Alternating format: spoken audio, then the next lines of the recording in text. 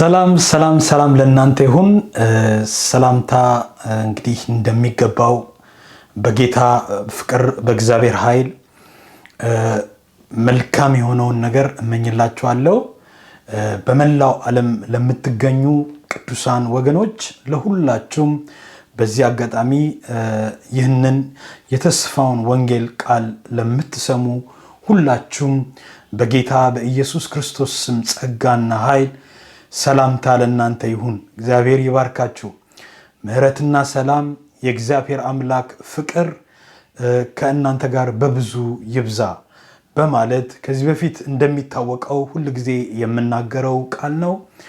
እናንተ ወንጌሉን በመስማት እኛ ደግሞ በተሰጠን የእግዚአብሔር ጸጋ ስልጣን ቃሉን እንደገና ደጋግሞ በማጥናትና ቃሉን ፈልፍሎ በማውጣት የጋራ የሆነውን ወንጌል አገልግሎት እያገለገልን ስለሆነ በዚህ አጋጣሚ ክብሩን እግዚአብሔር አምላክ ይውሰድ። ክብር ለእግዚአብሔር አምላክ ይሁን። እንግዲህ እንደሚታወቀው ዛሬ የማካፍላችሁ የጥበብ ቃል ከባለፈው ያቋረጥነውን ክፍል 2 ነው።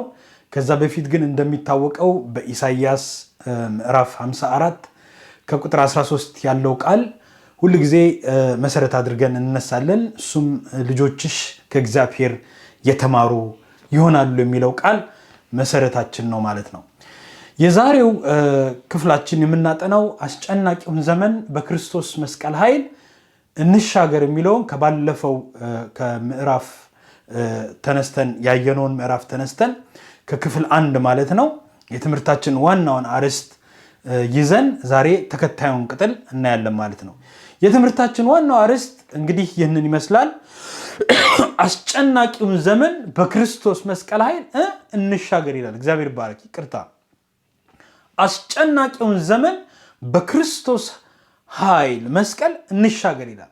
ከዚህ በፊት ያየናቸው ዋና ዋና ሐሳቦች እንግዲህ አንዳንዶቹን እንድታስታውሱ አመላክታቸዋለሁ ማለት ነው። እነዚህ ናቸው። በሁለተኛ ጢሞቴዎስ ከምዕራፍ 3 ከቁጥር 1 እስከ 5 ያሉትን አረፍተ ነገሮች አይተናል። ከነዛ ስናይ የመግቢያችንን ምርጫ ያደረግነው ይህ ደግሞ በመጽሐፍ ቅዱስ ጥናት ዓለም ውስጥ በኤሽታሎጂ ተብሎ በሚጠናው ይሄ ኤሽታሎጂ የምንለው ከጥንት በፊት ሰዎች የሚያጠኑት ጥናት ነው።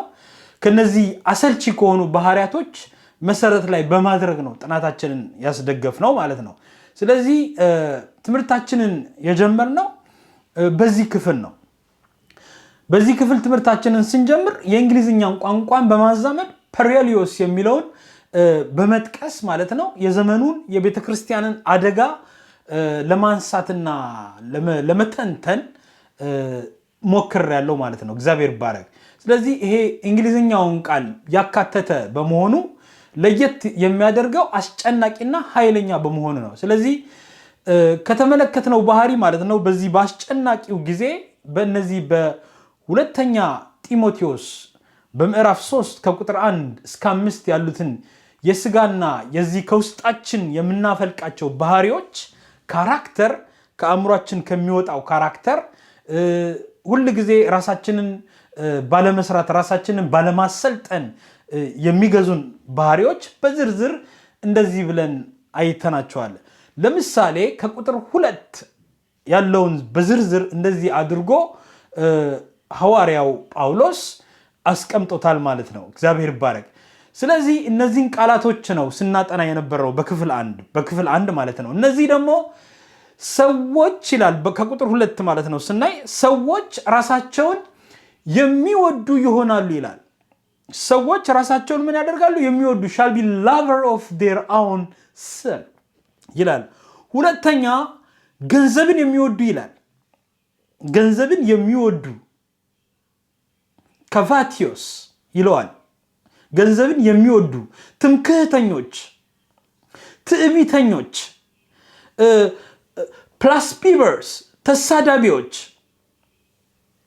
ለወላጆቻቸው የማይታዘዙ disobedience to parent የማያመሰግኑ unthankful unholy ቅድስና የሌላቸው ፍቅር የሌላቸው ብለናል። ፍቅር የሌላቸው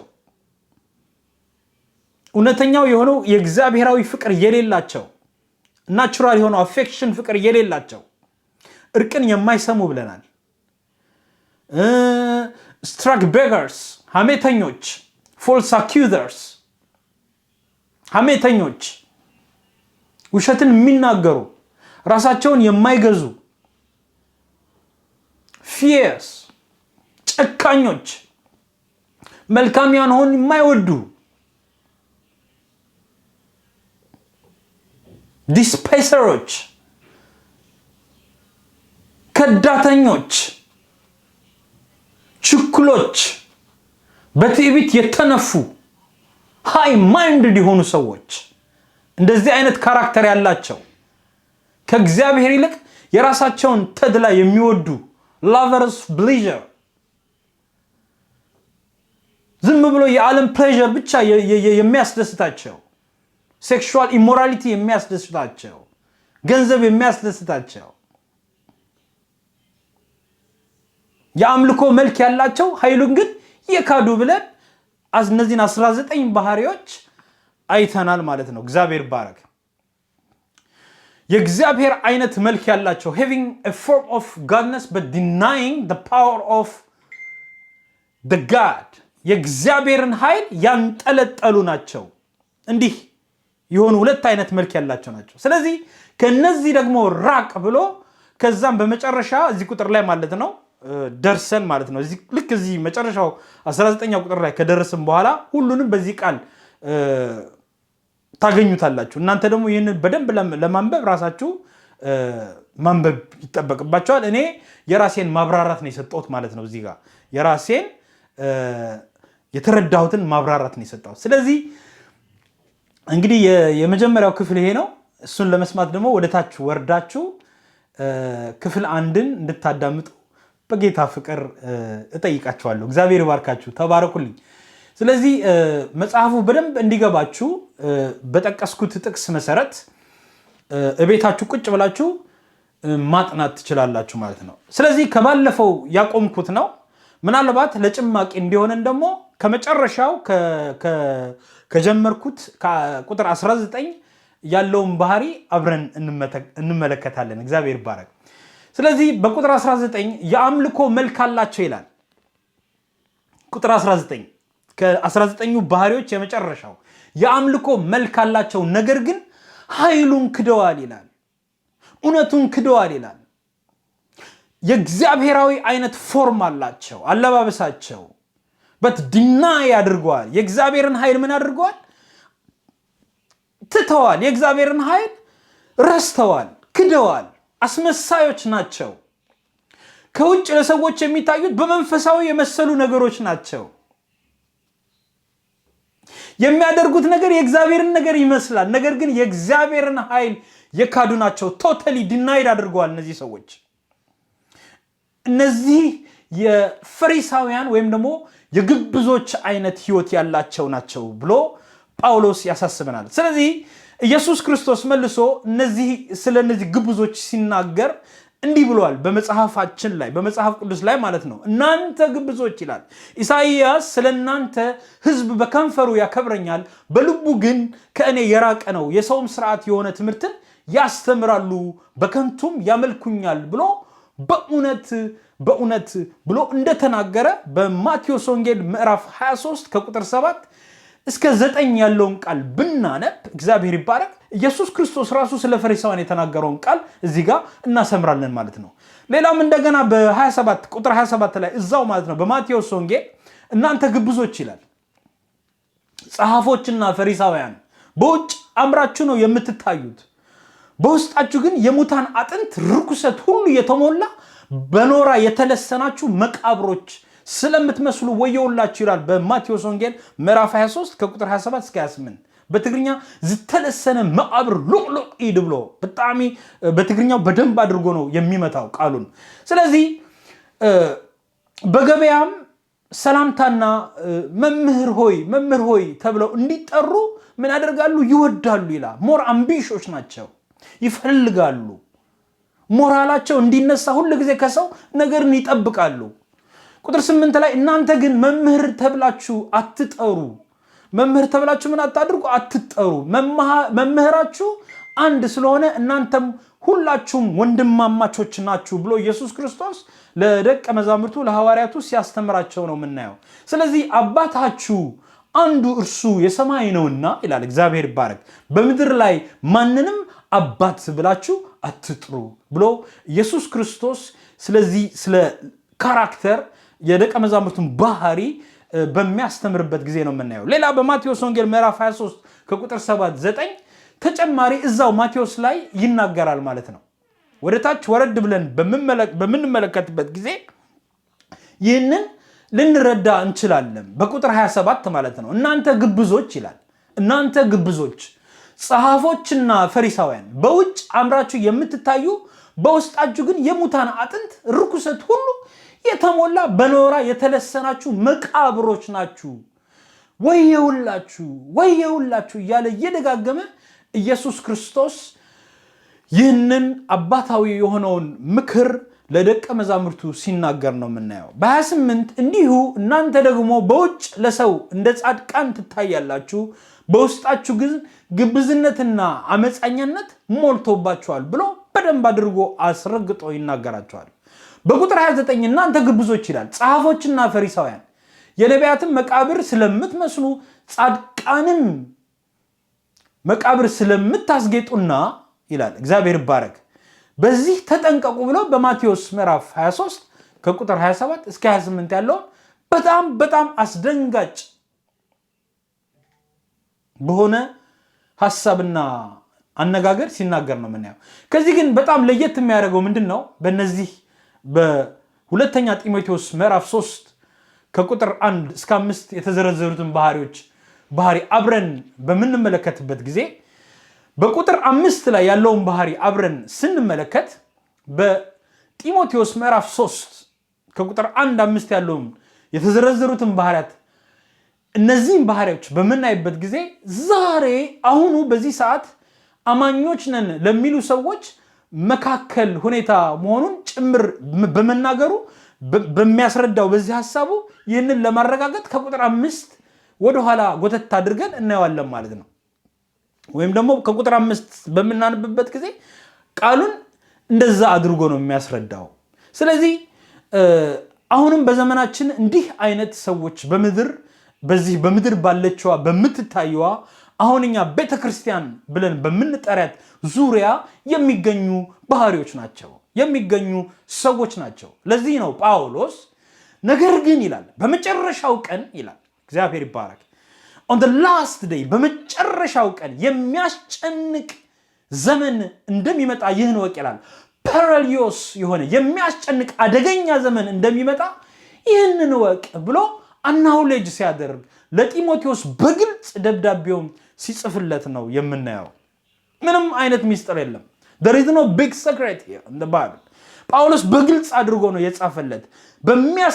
በሚረዳው ቋንቋ አድርጎ በግልጽ ነው የሚለው። ምንም አይነት ሚስጥር የለውም ማለት ነው። ስለዚህ ይህ ዘመን ለቤተ ክርስቲያን በክርስቶስ ፍጹም የሆነውን ሰው ለእግዚአብሔር ለማቅረብ ለሚደክሙ ሰዎች ወይም ደግሞ አገልጋዮች፣ ለእውነተኛ አማኞች፣ እግዚአብሔርን ለሚፈልጉ ለቅዱሳን ወይም ደግሞ የቅዱሳን ጉባኤ ለሚሰበሰቡ ለቤተ ክርስቲያን ብርሃናቸውን በደንብ አድርገው ለሚያበሩ ጨውነታቸውን በደንብ አድርገው ለሚገልጡ ለሚፈልጉ ወይም ደግሞ ክርስቲያኖች ወንድሞች የክርስቶስን መልክና ውበት በቤተ ክርስቲያን እንዲታይ በዓለም ተጽዕኖ እንዲያመጣ ለሚፈልጉ ሁሉ ይህ አስጨናቂ ጊዜ ይሆናል ይላል። በመጽሐፍ ቅዱሳችን ላይ በመናንበበት ጊዜ አስጨናቂ ጊዜ ነው ይላል። ከዚህ ከበታች ያለውን ልብ ካልን በታች የተጻፈውን ልብ ካልን ምክንያቱም የአምልኮ መልክ አላቸው ኃይሉን ግን ምን አድርጓል ይላል። ቁጥር 5 ላይ የመጨረሻው ክደዋል ይላል። አደናይደድ አድርጓል። ለዛ ነው ከባድ የሚያደርገው እውነቱን የሚናገረው ጳውሎስ። ለዚህ ላይ ለዛ ነው ኃይለኛ የሚያደርገው ቃሉን አስመሳዮች ስለተደባለቁብን ነው። ይህ ዘመን የሚያስጨንቅ ዘመን የሆነው የአምልኮ መልክ ያላቸው ነገር ግን የእግዚአብሔርን ኃይል የካዱ ሰዎች ዲናይድ ያደረጉ ሰዎች እግዚአብሔርን የሚመስሉ ሰዎች ኃይሉን ግን ቶታሊ የካዱ ሰዎች በመሐከላችን ስላሉ ነው ይህ አስጨናቂ ከባድ ዘመን ብሎ ጳውሎስ በመጨረሻው ሰዓት ላይ ሲጽፍልን እናያለን። ስለዚህ በቤተክርስቲያን መብዛታችን አይደለም ወይም ደግሞ የአምልኮ ስርዓት በማወቃችን አይደለም በዝማሪያችን አይደለም መንፈሳዊ ቃላት በመናገራችን አይደለም አንሶን የተለያዩ ባህሪያቶችን ማሳየት እንችላለን ነገታችን አይደለም ወይም ደግሞ የአምልኮ ስርዓት በማወቃችን አይደለም በዝማሪያችን አይደለም መንፈሳዊ ቃላት በመናገራችን አይደለም አንሶን የተለያዩ ባህሪያቶችን ማሳየት እንችላለን ነገር ግን ህይወታችን በህይወት በተግባር ሲፈተሽ ሲቃኝ ያ ነው እውነትነቱ ዓለማዊነትና ስጋዊነት የተናወጣቸው ናቸው እነዚህ በመዘመር አይደለም ወይም በማምለክ አይደለም ዋናው ምንድነው መንፈሳዊ ፍሬ የማይታይባቸውና መንፈሳዊ እሴትንና ሰማያዊ የኑሮ ዘይቤን ጥለው የሚመላለሱ ናቸው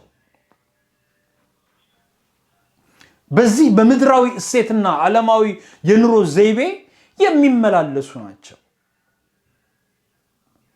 ይህንን ስንመለከት በዚህ በመጨረሻው ዘመን እነዚህ ሰዎች የእግዚአብሔርን ሰዎች የመለወጥ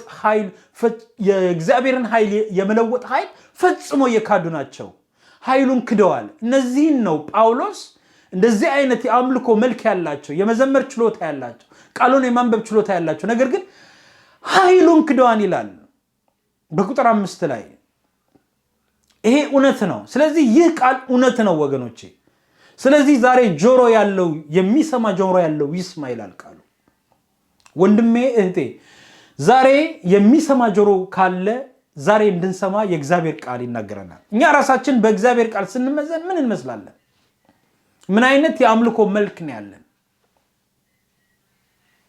የአምልኮ መልክ የተላበስን ነገር ግን የእግዚአብሔርን ኃይል የካድን ሰዎችን እንሆን ይሆንስ ሁኖስ ራሳችንን እንድናይ ዛሬ እግዚአብሔር በዚህ አጭር የትምህርት ክፍለ ጊዜ ውስጥ ያስተምረናል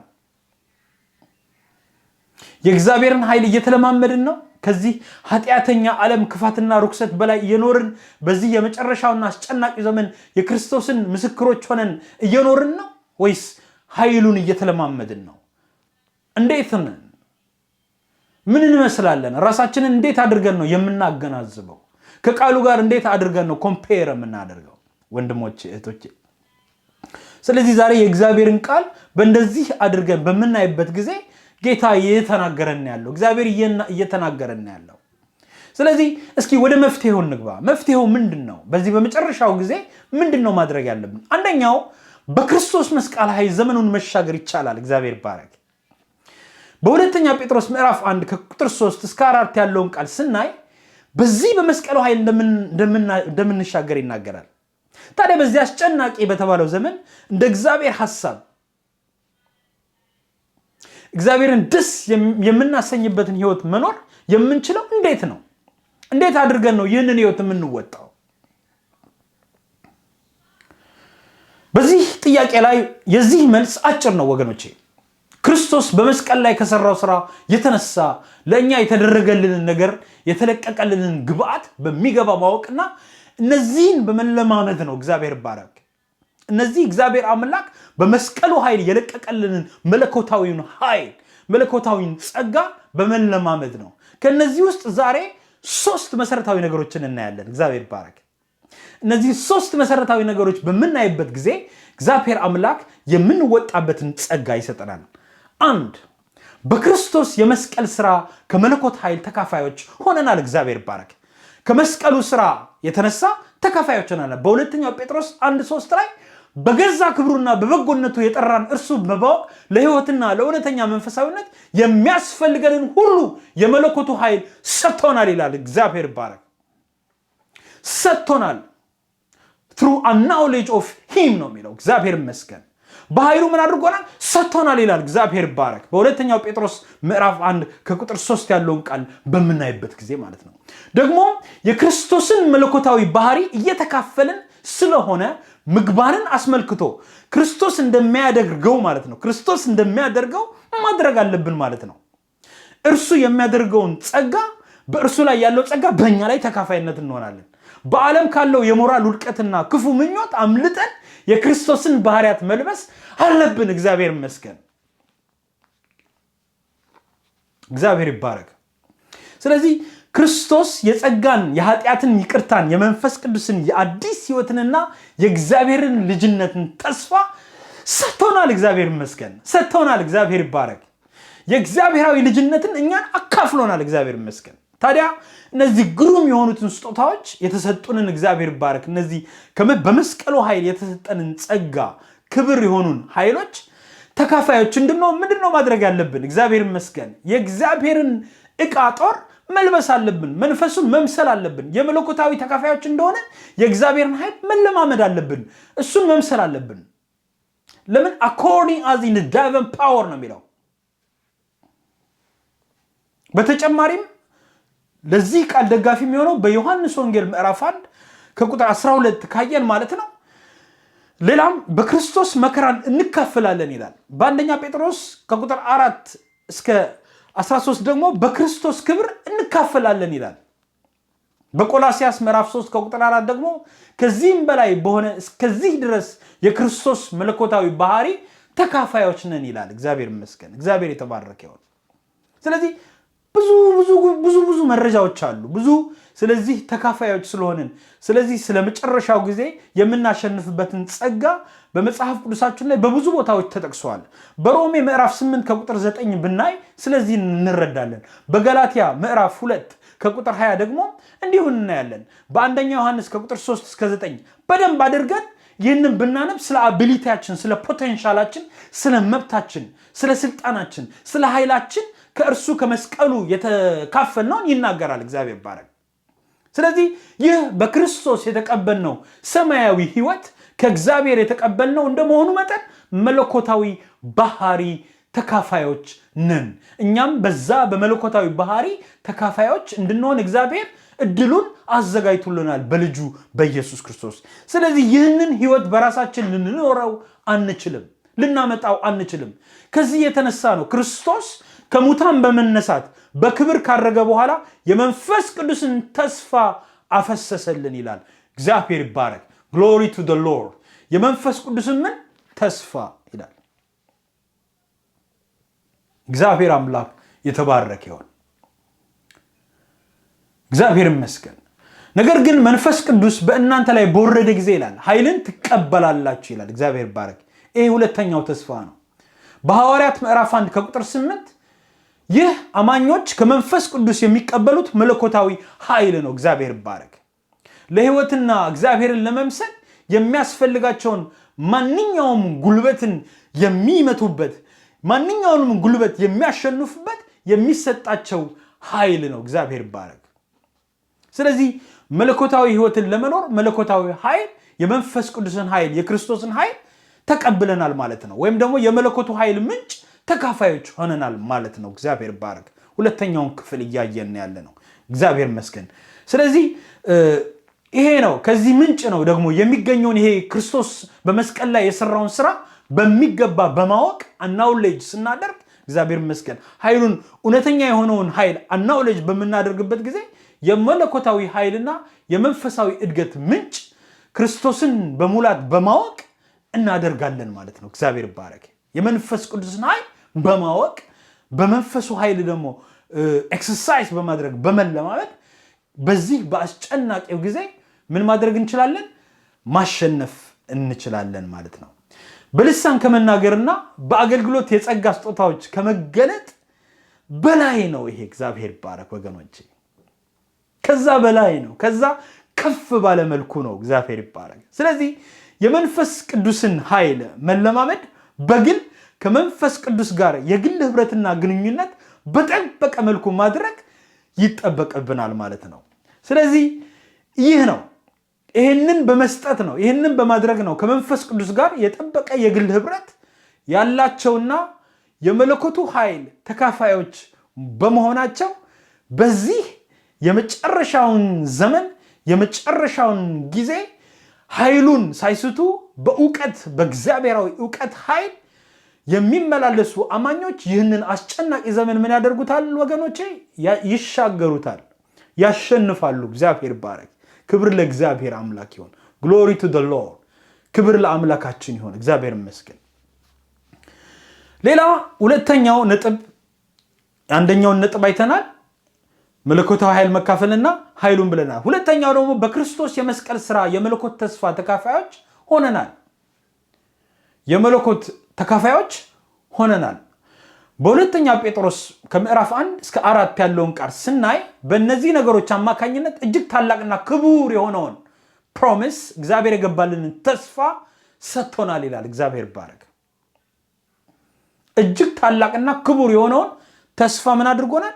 ሰጥቶናል ይላል። በሁለተኛው ጴጥሮስ ከምዕራፍ 1 እስከ ቁጥር 4 ያለውን ቃል በምናይበት ጊዜ ነው። ስለዚህ ክርስቶስ በመስቀል ላይ በሰራው ሥራ ከክብሩና ከበጎነቱ የተነሳ የከበረ ውድ የሆነውን መለኮታዊ የሆነውን ተስፋ ምን አድርጎናል? ለኛ ወገኖቼ ሰጥቶናል። ክብር ለእግዚአብሔር አምላክ ይሁን። ይሄ መለኮታዊ የሆነውን ተስፋ ምን አድርጎናል? ለኛ ሰጥቶናል። እግዚአብሔር ይመስገን። እንግዲህ ይህ ተስፋ ደግሞ እጅግ ታላቅና ክቡር እንደሆነ ጴጥሮስ በግልጽ ተናግሯል በዚህ ጽሑፍ ላይ። የአዲሱ ልጆች ተስፋ ነን እኛ። እግዚአብሔር ይመስገን። እርሱ እግዚአብሔር ከታላቅ ምሕረቱ የተነሳ ወገኖቼ በኢየሱስ ክርስቶስ ከሞት በመነሳት ምክንያት ለሕያው ተስፋ በሚሆን በአዲስ ልደት ምን አደረገን? ወለደን ይላል የእግዚአብሔር ቃል በአንደኛ ጴጥሮስ ከምዕራፍ 1 እስከ 3 ያለውን ቃል በምናነበት ጊዜ ወልዶናል። በአዲስ ልደት እግዚአብሔር ምን አድርጎናል? ለይቶናል። ስለዚህ እኛ የተለየነን ማለት ነው። እግዚአብሔር ይመስገን። በዚህ በእግዚአብሔር ኃይል ምን ሆነናል? የተጠበቅነን፣ በኃይሉ በተስፋው በመጠበቅ የተቀመጥነን። እግዚአብሔር ይመስገን። ለዛ ነው ይህም ርስት በመጨረሻው ዘመን ይላል ይገለጥ ዘንድ ለተዘጋጀ መዳን ይላል በቁጥር 4 ላይ የተዘጋጀ መዳንን ተለይተን ለመዳን የተዘጋጀነን። ቁጥር 5 ላይ በእምነት በእግዚአብሔር ኃይል ለተጠበቃችሁ ለእናንተ በሰማይ ምን አድርጎላችኋል? ይህ ቀርቶላችኋል ብሎ በአንደኛ ጴጥሮስ እዛው ከቁጥር 1 2 3 4 5 እንዲህ መደናውን እያነበብን በምንሄድበት ጊዜ ስለዚህ ተስፋ ይናገራል። ስለዚህ የእግዚአብሔር የማስቻል ኃይል ተስፋ በገዛ ክብሩና በበጎነቱ የጠራን እርሱን በማወቅ እግዚአብሔር ይመስገን እርሱን በማወቅ ለሕይወትና ለእውነተኛ መንፈሳዊነት የሚያስፈልገንን ሁሉ የመለኮት ኃይል ሰጥቶናል ይላል። እግዚአብሔር ይባረክ። ክብር ለአምላካችን ይሁን። እግዚአብሔር አምላክ የተመሰገነ ይሁን። ክብር ለአምላካችን ይሁን። እግዚአብሔር ይባረክ። ስለዚህ የዘላለምን ሕይወት ተስፋን መንፈስንም በጸጋው ጸድቀን በዘላለም ሕይወት ተስፋ ወራሾች እንድንሆን እግዚአብሔር አምላክ በመድኃኒታችን በኢየሱስ ክርስቶስ በእኛ ላይ አትርፎታል። እግዚአብሔር ይመስገን። አፍስሶታል። እግዚአብሔር ይባረክ። አትረፍርፎናል በዚህ ሕይወት። እግዚአብሔር ይባረክ። ክብር ለእግዚአብሔር አምላክ ይሁን። ይህንን ቃል ለማወቅ በቲቶ ምዕራፍ 3 ከቁጥር 6-7 ያለውን ቃል ብታነቡ ይህንን ቃል እዛው ታገኙታላችሁ። ስለዚህ የሚመጣውን ዓለም የመውረስ ተስፋ እግዚአብሔር ይባረክ። እኛ ግን ይህንን ተስፋ ይዘን በዚህ ጽድቅ በምንኖርበት አዲሱን ሰማይና አዲሱን ምድር ምን እናደርጋለን? በተስፋው ቃል መሰረት እንጠባበቃለን ይላል በሁለተኛው ጴጥሮስ ምዕራፍ 3 ከቁጥር 21 ያለውን ቃል ካልተሳሳትኩ ማለት ነው። እግዚአብሔር ይባረክ። ስለዚህ በዚህ በመጠባበቅ ተስፋ ነው ይህንን ዘመን ምን የምናደርገው? የምናሸንፈው። የመለኮት ተስፋ ተካፋዮች መሆናቸውን በማወቅ ይላል። እግዚአብሔር በሰጣቸው ተስፋ በመተማመን የሚኖሩ አማኞች ይህንን አስጨናቂ ዘመን ምን ያደርጋሉ? ይሻገራሉ። እግዚአብሔር ይባረክ። ክብር ለአምላካችን ይሁን። እግዚአብሔር አምላክ የተመሰገነ ይሁን። ግሎሪ ቱ ጋድ። ይህንን አስጨናቂውን ዘመን ምን ያደርጋሉ? ይሻገራሉ ይላል። ስለዚህ ይህንን አስጨናቂውን ዘመን የምንሻገርበት ኃይል ተሰጥቶናል ማለት ነው። ሶስተኛው በክርስቶስ የመስቀል ሥራ ከመለኮት ባህሪዎች ተካፋዮች ሆናችኋል ይላል። ተካፋይ ሆነናል ይላል። እግዚአብሔር ይመስገን። እዛው በሁለተኛው ጴጥሮስ ምዕራፍ 1 ቁጥር 4 ላይ ነው ያለ ነው ማለት ነው። እግዚአብሔር ይመስገን። ስለዚህ በዚህ አጋጣሚ ጴጥሮስን ካየነው ሐዋርያው ጴጥሮስ በዓይኖቹ ስላያቸውና በጆሮቹ ስለሰማቸው ነገሮች ነው በዚህ በኢየሱስ በተራራው ላይ በተገኘበት ጊዜ ኢየሱስ በተለወጠበት ጊዜ ጴጥሮስ የክርስቶስን ግርማ ካዩት ከተለዩ ሐዋርያቶች አንዱ ነው። እግዚአብሔር ይመስገን። ለዛ ነው በግልጽ ይህንን ቃል ሲጽፍልን የምናየው በዚህ አጋጣሚ ማለት ነው። ይህንን ላስታውሳችሁ ስለፈለግኩ ነው ማለት ነው። ስለዚህ ይህንን ተስፋ ያለውን ቃል ይህንን እውነት ያለውን ቃል ስናይ እሱ ራሱ በጊዜው የሰማውን ቃል ነው ጴጥሮስ ለኛ የሚነግረን ያለው። እስኪ ጴጥሮስ የሚለውን እንመልከት። ጴጥሮስ ምንድነው የሚለው? ከክፉ ምኞት የተነሳ በዓለም ካለው ምግባረ ብልሹ ህይወት አምልጣችሁ ይላል ከመለኮት ባህሪ ተካፋዮች እንድትሆኑ እግዚአብሔር አምላክ ይጠራችኋል ይላል። በሁለተኛው ጴጥሮስ ምዕራፍ 1 ከቁጥር 4 እግዚአብሔር አምላክ ለይቷችኋል ይላል። እግዚአብሔር ይባረክ።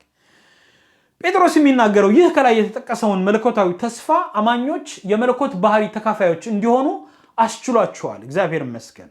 እኛ ይህንን የመለኮት ባህሪ ተካፋዮች እንድንሆን በዚህ ጴጥሮስ የቻልን መሆንን ኃይለኞች መሆንን ይህንን አማኞች የመለኮቱን የተፈጥሮ ኃይል ወራሾች መሆናቸውን ጴጥሮስ በዚህ እየተናገረን ያለው።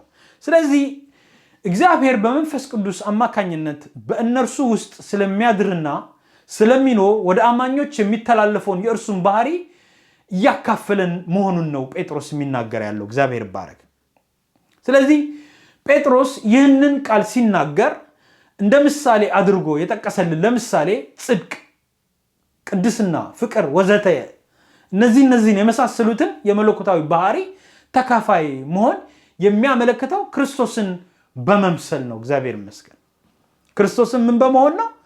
በማወቅ ነው። ክርስቶስን ምን በማድረግ ነው? በመቀበል ነው። ክርስቶስን ምን በማድረግ ነው? ከክርስቶስ ጋር በመጣበቅ ነው። እግዚአብሔር ይባረክ።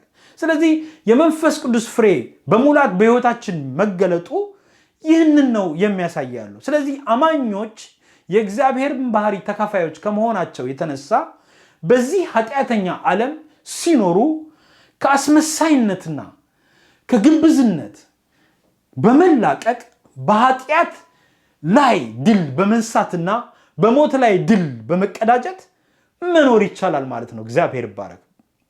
በዚህ ሞት በሆነብን ጊዜ ላይ ድልን በመቀናጀት መኖር ይቻላል።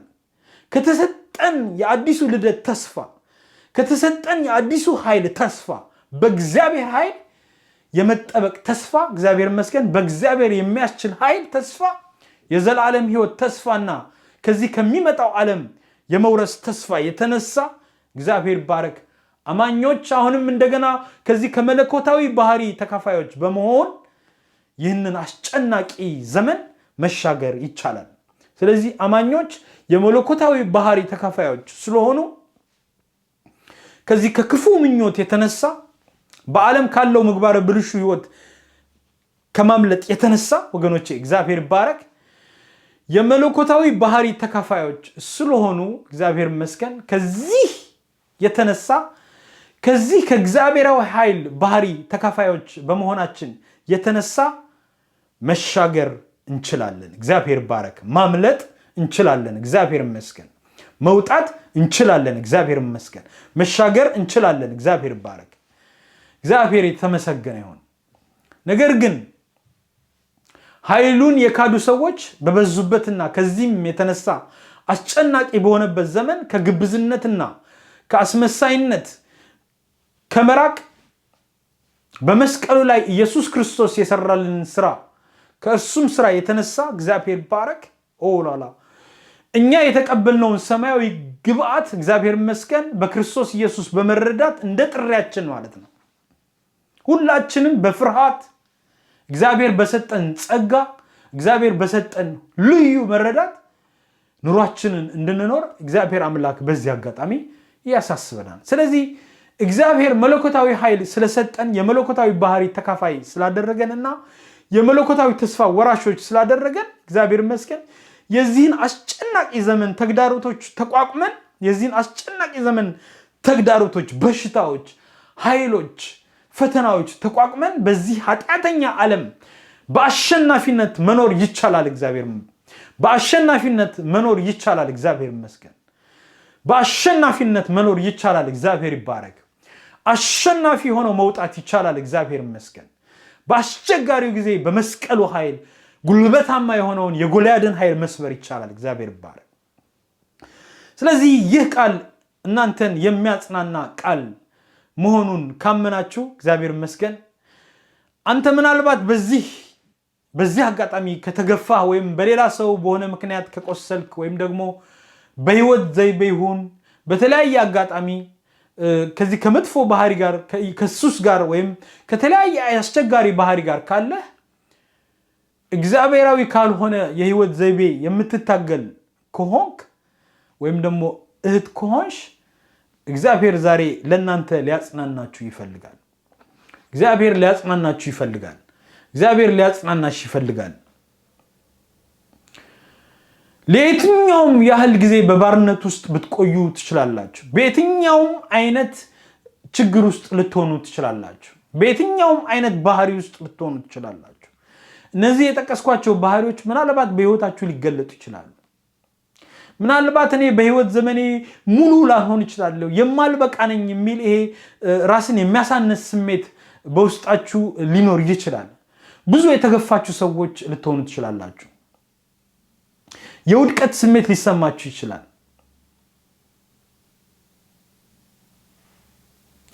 ከእግዚአብሔር ጋር ምንም አይነት ህብረት ላይኖራችሁ ይችላል። ምናልባት ይሄ አይነት ስሜት የሚሰማችሁ ከሆነ ከአልፋ ኦሜጋ ሚዲያ ሚኒስትሪ ጋር በመቆየት ይህንን ተከታታይ ትምህርት ተማሩ። እግዚአብሔር ይባረክ። ጌታን ያልተቀበላችሁ ከሆናችሁ ደግሞ ጌታን ተቀበሉ። ጌታ እንዴት አድርጋችሁ እንደምትቀበሉ እኔ አመላክታችኋለሁ። ምናልባት ህብረት ከፈለጋችሁ በያላችሁበት ቦታ ህብረት ያለበትን ቦታ በመጠቆም በየትኛውም ቦታ ጌታ የምታገኙበትን መንገድ አመቻችላችኋለሁ። በተለያየ አይነት ምክር ልመክራችሁ ዝግጁ ነኝ። በጸሎት ካውንስሊንግ ላረጋችሁ ዝግጁ ነኝ። እግዚአብሔር ይመስገን። ተጨማሪ ጠቃሚ የሆኑ ምክሮችን ልሰጣችሁ ዝግጁ ነኝ። እግዚአብሔር ይባረክ። ስለዚህ ዛሬ ሁለተኛውን ክፍል አይተናል። እንደገና ቦነስ ነው የሚባለው ተጨማሪ ሶስተኛ አጭር ሐሳብ አለኝ ማጠቃለያ ማለት ነው። እሱንም ይዤላችሁ እመጣለሁ። እንግዲህ ይህ የሰማችሁት የአልፋ ኦሜጋ ሚዲያ ድምጽ ነው። በዚህ አጋጣሚ የአልፋ ኦሜጋ ወዳጆች የሆናችሁ ሰዎች በምታደርጉት ነገር እግዚአብሔርን ላመሰግን ወዳለሁ። ወንድሞች እህቶች በልባችሁ በሚመጣ መንገድ ሁሉ ተባበሩ። ከኛ ጋር ሆናችሁ ሰራተኞች ሁሉ ይህ ወንጌል ለዓለም ሁሉ ይደርስ ዘንድ በማቴዎስ ወንጌል ምዕራፍ 28 ከቁጥር 18 እስከ 19 የተጻፈውን ቃል እናስፈጽም ዘንድ እግዚአብሔር አምላክ መርጦናል። ስለዚህ ሁላችሁም በያላችሁበት ቦታ ሆናችሁ በሰጣችሁ ጸጋ እግዚአብሔር ይህንን ወንጌል ታካፍሉ ዘንድ ከኛ ጋር ሆናችሁ ሰራተኞች ትሆኑ ዘንድ እግዚአብሔር አምላክ ይህንን ጥሪ ያደርጋል። ስለዚህ ይህንን ወንጌል መልእክት በምታገኙት በሚመቻችሁ ሼር በማድረግ ለሌሎች እንዲሰሙ ከኛ ጋር ሆናችሁ ሰራተኞች ትሆኑ ዘንድ ትጸልዩልን ዘንድ ታግዙን ዘንድ ታበረታቱን ዘንድ ይህንን እንጠይቃችኋለን። ኢየሱስ ክርስቶስ አልፋና ኦሜጋ እርሱ ጀማሪ የመጨረሻ የሆነው እኔ ነኝ ይላል እግዚአብሔር። ኢየሱስ ጌታ ነው። ጌታ ይባርካችሁ። ይህ የሰማችሁት የአልፋ ኦሜጋ ሚዲያ ድምጽ ነው። ወንድማችሁ መሳፍንት አሌክሳንደር ሬቨረንድ ከዚህ ከፓሪስ ከፈረንሳይ ነው። በተመሳሳይ ጊዜ በሌላ ፕሮግራም እስከምንገናኝ ድረስ እግዚአብሔር አምላክ ከእናንተ ጋር ይሁን። የእግዚአብሔር አምላክ ሰላም ጸጋና በረከት በእጥፍ ከእናንተ ጋር ይገለጥ፣ በእናንተ ይደር። በያላችሁበት በጸጋው እንበርታ። እግዚአብሔር ባርካችሁ። ተባረኩ። አመሰግናለሁ።